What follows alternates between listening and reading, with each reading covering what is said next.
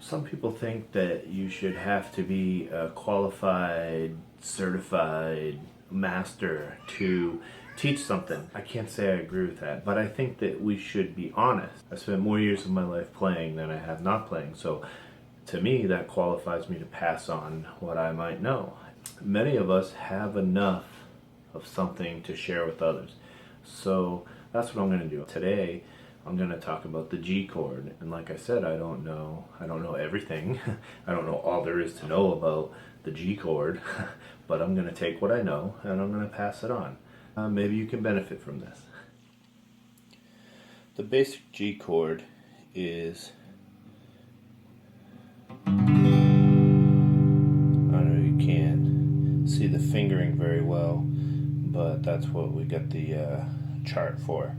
But this is the prime point, I guess, to take away is that this note is a G and this note is a G, and then this note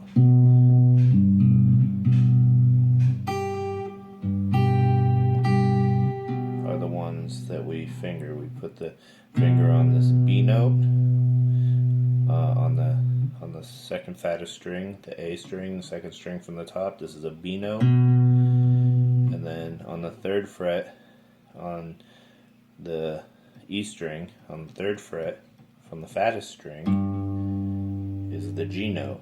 So the G note, which is why it's a G chord, and the B note. And then on the lowest, the highest string there, on the 3rd fret, is the higher G note. And on this chord, we play all the strings. So we have the G, the B, the D, another G, another B, and a high G.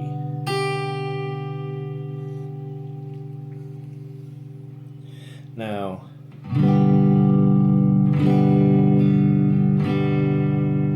when I play the G chord, I like to, instead of have the B and the high G, I like to have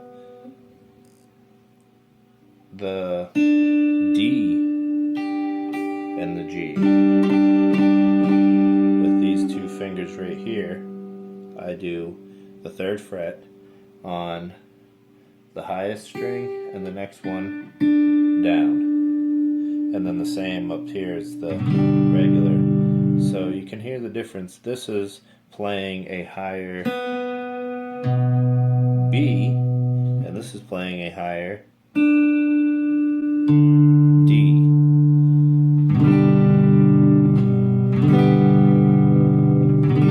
They're really the same chord.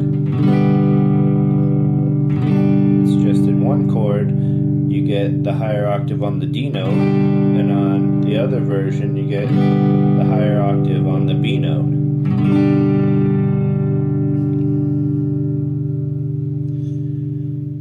another chord that is a G chord is the G7th chord. So it's the same up on the fat strings, the G note, the B note, and it's the same most of the way down, the D note, the G note, the B note, but then there's an F note down there on the high E string. And a lot of times you'll hear that happen where it'll be strumming this chord, the regular G chord, and then go to that for a second.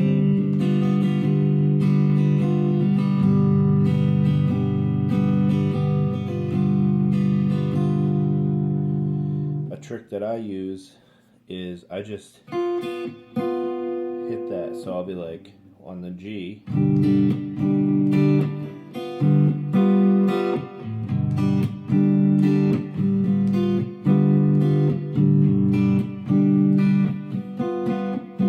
but that's, you know, if you're gonna learn, you should learn the proper way to finger the chord, which is hard. I mean, your fingers just don't naturally want to move in that way.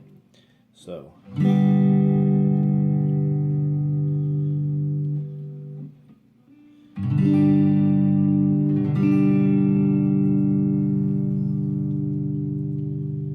another chord is the Gsus.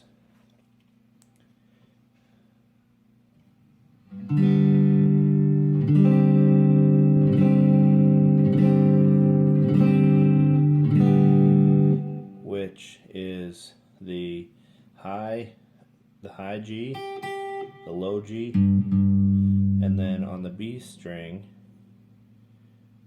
playing a C. So it's like where we played an F for the 7th, we play a B, or a C rather. On the B string, we play a C. First fret on the B string. Now this one is a stretch.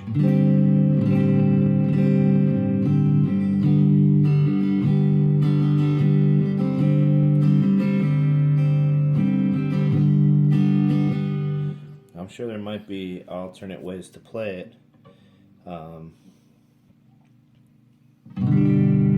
I don't really use that chord. I just looked it up online so that I could have something to add extra into this G chord video.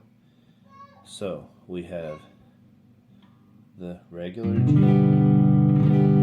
major, the alternative G major, we have the G7th, and we have the Gsus.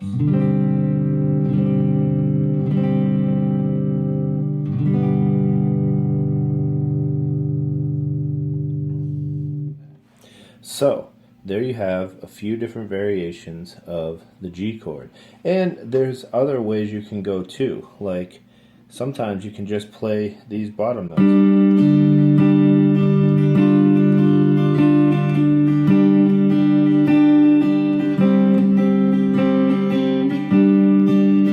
Depending on what you're doing. Or sometimes you could just play the top notes.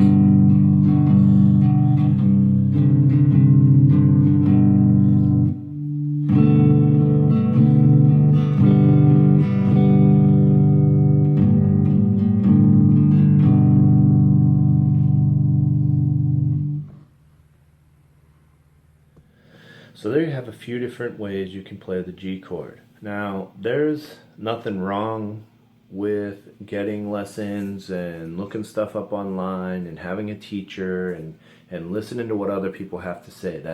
You should do that.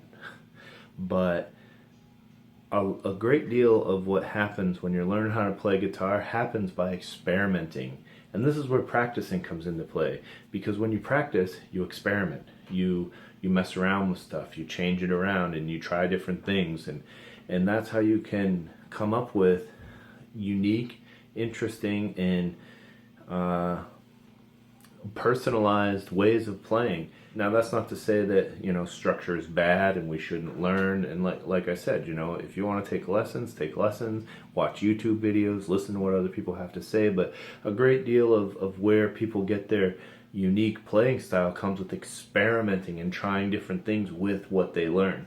And that is where you're really going to have fun. And that's where you're really going to remember, because you can learn something and you can make yourself remember it, and yeah, that's fine. But if you're messing around and you say, you know, what's this? You